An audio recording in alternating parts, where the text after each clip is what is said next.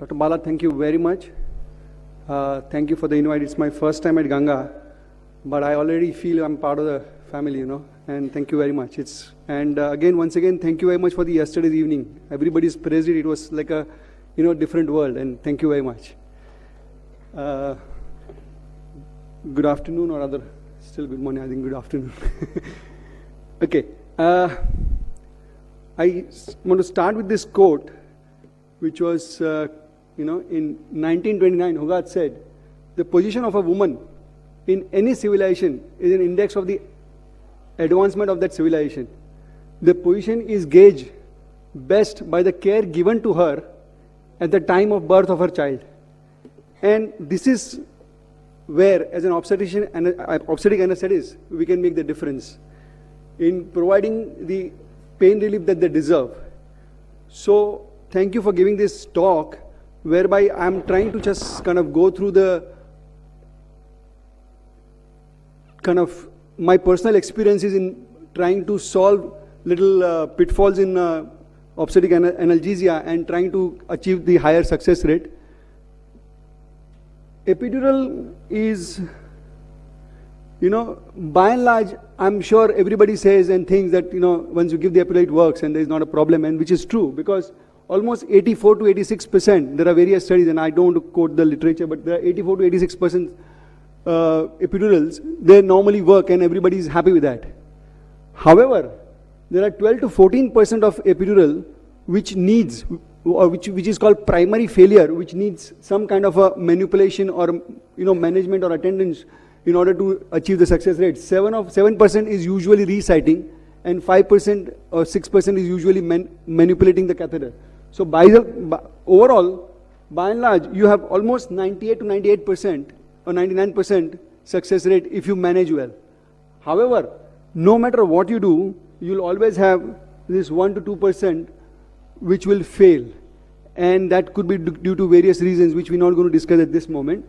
But my point here is, because you have a very small window of making it any better, or there are very limited resources to actually make it better, you have to try and aim to fall into this group in order to achieve the highest success rate and leading to maternal satisfaction.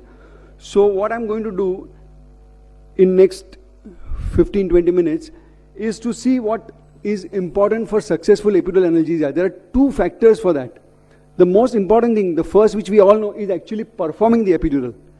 And not only performing, after performing the epidural, the management, subsequent management is also equally important in order to achieve the goal that we are looking for. So, what I've done, if suppose somebody asks you, have you had failure in epidural? Has your epidural always worked? And I say no. And I'm sure you all have the same answer, unless somebody here says that I have 100% epidural success rate, not even including Sunil, I'm sure. So the point is, what are the factors that leads to failure? And this is something, a very human nature. We all have this. Somebody said, I think in the beginning, the blame game. And what are the factors? Patient factor. Arey, this patient is very cut yaar. My epidural is absolutely perfect, but he just kept on complaining. Or equipment. Today, that syringe, loss of resistance syringe was not really it was sticky. I couldn't really get through. Or maybe, my favorite nurse was not there today to assist me. And the best factor is, it's not my day today. I actually do everything best, but today it's not my day. And I don't think this is something that we need to really take for granted. When an epidural doesn't work, or when your patient complains that I'm not comfortable, it's time for introspection. It's time to kind of think, is there something that I did different today? Or is there something that I can do differently? Can I make the change? And the most commonest cause for failure is either poor identification of the epidural space, suboptimal catheter placement, subsequent catheter migration. Sunil has enlightened this, I don't even go into any detail of that, but it's a very, very important thing. So do not take your catheters for granted once they put it in. And inadequate doses or inappropriate spread of the local anesthetics. So I have, just for the sake of making it look like top 10 tips, like how they put it on the TV show, I've just kind of listed 10 points that I'm going to discuss in the next 15 minutes or so. The first and the most important thing, even though it sounds very minuscule, is the creating awareness and acceptance by the patient. I've had patients from a particular community where the women were supposed to be, not treated by the male doctor. So when I went in, the husband says, "Doc, instead of giving on the back, can you give the epidural on the arm?" I mean, it's not his fault. It's the fault of the obstetrician or the system where there is no awareness created. They've not been given chance to understand what the epidural is. So my point is, we go for the epidural and the husband says, "Doctor, this is 100% safe, right? There's going to be nothing wrong." Or patient says, "I don't want to feel anything at all." And these are all because of lack of awareness. So it is very, very important for us to create this awareness either in the antenatal period with, working with obstetrician or having some pre-anesthetic care system whereby, you have your patients, which I kind of get in their 7th month to come and talk to you, discuss and describe what is to be expected. And in today's day and age with media, publicity and all, it is not difficult to create this awareness. So this is something very, very important which will go a long way in creating success. Now, this is the issue which I'm going to go a little in detail, and that's the technical issues. I'm sure you all know about it. You've all done epidurals, multiple epidurals, and you all feel that your technique is the, But I want to kind of share with you some of my kind of tips or some of the things that I know which helps me in getting my epidural in the right place. So first is the ambience and assistance. I am sure you all have situation where if you go with an angry mind, preoccupied mind, in the middle of a night, lack of sleep, your chance of success to anything is less. And it's a no-brainer. I mean, I don't need to really go into detail of it. But the point is, it is very, very important to be relaxed, to be in a situation where you are in a comfort zone. If you want to sit and do an epidural, it's perfectly okay to take a chair and sit down or take a stool and sit down and do it. So make yourself comfortable, make yourself available. And now with what Bala has taught you yesterday, maybe you can do a small Isha Kriya before you go for an epidural, and maybe your success rate will be higher. But the point is, it is very, very important to be mentally relaxed and be in a place where you're actually working as opposed to have your mind somewhere else. Now, here is the thing which we're going to go into detail. I unfortunately didn't create the site, but can I just have a hand count? How many of people in the audience do their epidurals in lateral position? Oh, fantastic. And how many of them only sitting position? So by and large, it's almost 50-50, but I'm glad. 20 years back when I came back from the UK and when I put this question across, I had only 2 or 3 hands going up for the lateral position. So I'm glad things are changing and I'm glad it's all going for the lateral, so which is very good. Now, I'm not going to go into great detail about, because I know it's a theory between the difference between lateral position and sitting position, but the most important thing in lateral position is the IV placement. And this is just a little epiduroscopy where, if you see, this is a normal patient where the veins, dura here, the space here, and your fat, which becomes in 12 weeks of pregnancy, it becomes like this, whereas at full term, 37 weeks, you have got this kind of engorged vein in the epidural space.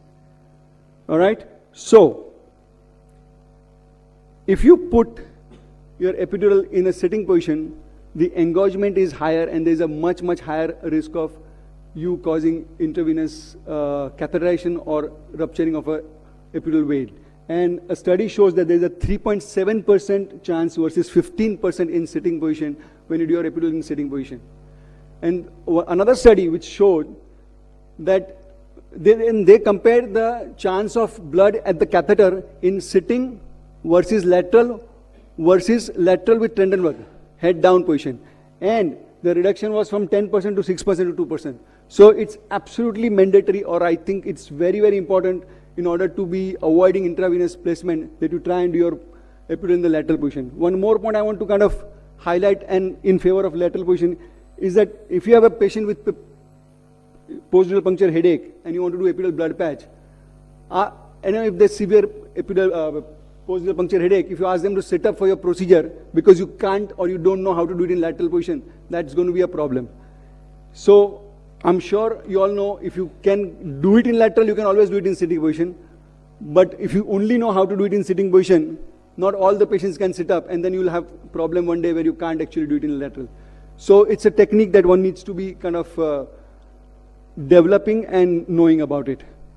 Okay, this one quick slide on, you must stick to midline, because midline, the space between your dura and the epidural space is better, so your identification is better, and your catheter stays in the midline, and identify the correct level of vertebra. The only reason I put this slide here is because of this study, which shows that this was a study performed by senior practicing anesthesiologists of 10 to 15 years of experience, and they were all asked to identify epidurals, identify the ligamental lumbar level by using Taffier's line, which we normally all do by palpation method.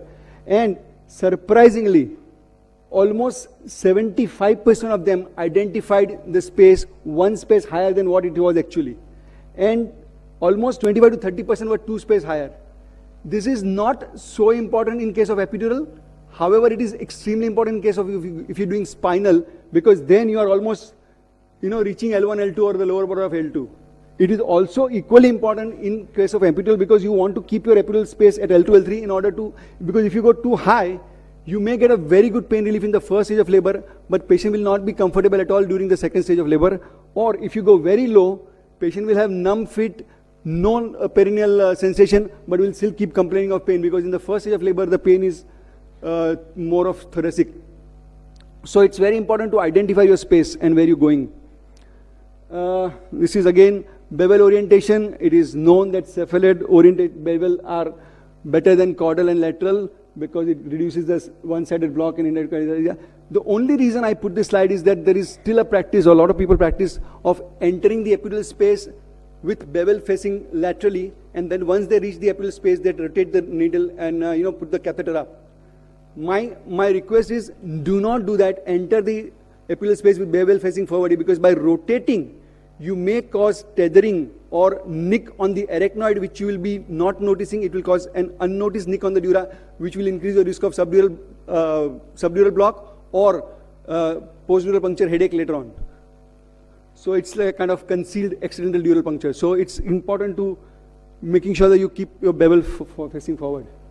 Okay, another burning issue, air versus saline. Hand count. How many people uses air for identification of loss of resistance? And how many people using saline? Again, the trend is changing, but not to my satisfaction. It is said that if you use saline, your epidural placements are better, you reduce the dural taps, your paresthesia is less, it's much better technique. And this is what I used to, this is my old slide and I used to put it in every talk. Till there is a huge meta-analysis that has come out along with Cochrane review, which says there is absolutely no difference whether you use air or saline. So yes, those who are using air can continue using air, but I was trained on air, I have changed to saline, and believe me, the loss of resistance, the feel of going in through saline is much, much, much better than air. This study also showed that do what you do the best. So there was a study at Brigham's, Lawrence and all, they did it. They let operator choose what is their best technique. If they were happy with air, they said, okay, you use air. They were happy with saline, they said, okay, you use saline. And then they realized that what is done best in your hand will give you the best results. So no need to change over immediately, but saline is definitely a better technique. And why? It reduces intravascular placement also. There is a study which was published in Canadian Journal of Anesthesia where they showed that there was almost between, when 10 ml of normal saline was injected through the needle before catheterizing, the chance of intravascular catheter placement was reduced from 20% to 2%. So this is one more kind of point in favor of using saline. Quickly going through the catheters, multi-orifice catheters are better than the single orifice. Catheter, there is a study which whether you should keep the 3 centimeter versus 5 centimeter versus 7 centimeter. It was said that 4 to 5 centimeter is the best option available in terms of catheter fallout or catheter migration through intravascular foramens. One small point I want to put here is that when you're fixing the catheter, you have your patient curled up for your epidural. You must make sure that they sit up before you decide where you want to leave the catheter at the skin. Because when the patients are curled like this, and when they sit up, because of the elasticity of the tissue and the catheter is heading, the catheter gets pulled in a little bit. So if you have already fixed the catheter, and if you don't allow it to fix, to get pulled in properly and adjust, you may have a catheter that gets slipped out. And after a little while, with doses being given through the catheter, because the catheter has this little curvature, it tries to becomes straight when you give a bolus through the catheter, you may get a catheter pull out. So you've got to be very, very careful. So make sure you have your patients flat and then identify where you want to leave them and then fix it. This one thing I want to always, I always practice, and that is called Shah's test, which was kind of published in Anesthesia 1982 by a gentleman in US, Dr. J.L. Shah. And again, we are running short of time, but this is something I recommend you all to read this article. But it's a very simple technique. Again, it goes also in favor of saline, that if you use a saline and your catheter is filled with fluid, once your epidural catheter is placed in, you raise the level of the catheter and see the fluid kind of dropping down, and then take it below the level of the patient and see the fluid coming back, and it kind of confirms your epidural placement, and also it rules out intravascular placement, because when you aspirate for intravascular placement, you may get a negative aspiration, but when you leave it for free flow, you may get a blood coming back. So it's another one small thing that one needs to. Okay, so test dose. What do I give? Well, Sunil has said very, very clearly, there is no single test dose which is ideal. Every dose is a test dose. You must give whatever you give in a small increment and do not rely on any test dose. You have to give every dose yourself and make sure that patient is being monitored. Use of adrenaline in obstetrics is very limited because the amount of adrenaline that we give is very small to cause tachycardia in a pregnant patient who's got extremely high volume of distribution because of pregnancy, and contraction may mask the tachycardia, and if the patient is preeclamptic or a latent preeclamptic, that adrenaline may cause little problem. So I rather, have every dose as test dose and give it small increments. Okay, again, how much to give? This again, one small concept I want to explain to everybody. Sometimes, people call me and say, sir, how much should I give? And when I said, give 15 ml of this. 15 ml. The point is, we are talking about volume and not about the concentration. Volume is the key here. You all know from your anatomy, the pain fibers are at the periphery of the nerve roots, and the motor fiber and the sensory fibers are at the periphery, and the motor fibers are in the center. And when you're giving analgesia, you just want to paint the fence. You don't want to go deep. You don't want to penetrate. If you take a chalk and a dip in a beaker of different concentration of methylene blue, and then take a cross section, the lowest concentration methylene blue chalk will give only a blue periphery, as opposed to the highest concentration where the blue will be right up to the core of the chalk. So it's just a simple penetration that you want to use lower concentration in order to only paint the fence rather than causing deeper penetration and causing motor block. So higher volume, low concentration is what you need to. Again, what do you give is either opioid, local anesthetics, or combination of local anesthetics with opioid. That is what is the commonest practice. You use 0.1 to 0.0625% bupivacaine with 2 mics per ml of fentanyl.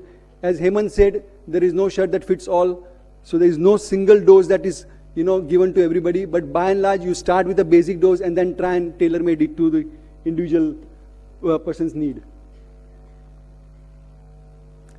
Again, these are all issues discussed elsewhere, so I don't want to go into detail of it. This is something that everybody should know, that once you put a epidural, you have either two things. Here we're talking about too less, but there can be too much also.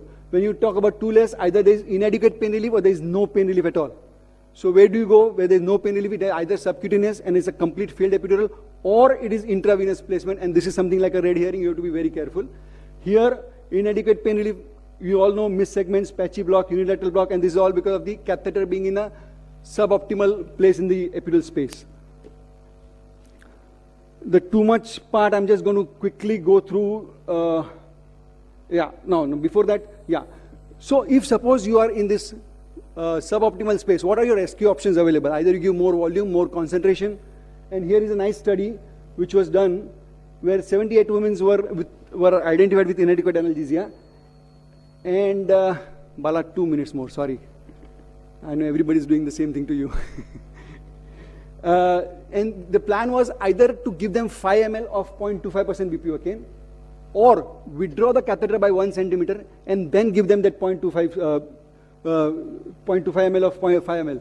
And what they found was that when there was only local anesthetics given, success of making the patient pain-free was almost 74 to 75%, irrespective of whether you give just local or whether you pulled and then give local.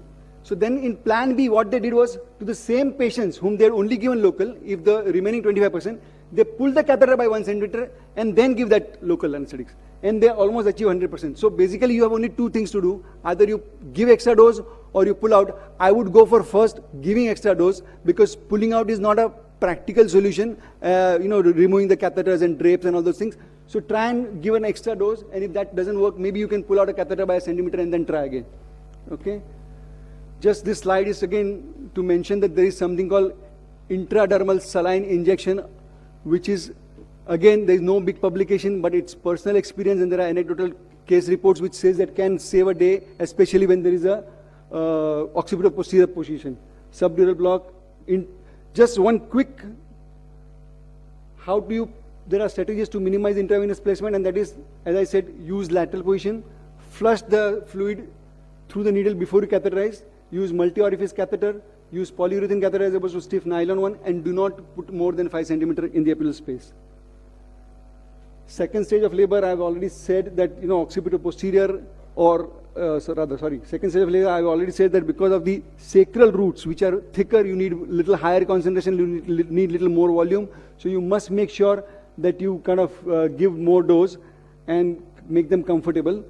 And there is no need to stop pain relief in second stage. A lot of people practice that once the patient is fully dilated, the pain relief is stopped, which is not right. A few hiccups are suprapubic pain when the full bladder or occipito-posterior position. You have to have a little bit of knowledge in obstetrics to overcome this kind of problems. And lastly, communication skill. As I started with awareness, communication also is equally important in order to make sure that you talk to your patient and explain them what is going on. Be in constant communication and give them the reasoning for the discomfort and all your actions that you're doing to make them comfortable. This is just something that I said, that this was one patient who didn't feel comfortable at all and kept on complaining about pain. But next day when I went to meet her, she gave me this and she wrote down, your gentle words were better than the pain relief. So she told me that your pain relief was bullshit, but she said it was you just got me through because of your, talk. So this is something that is very important. And otherwise, the most effective way of pain relief for women is maybe, this. Thank you. Thank you, sir.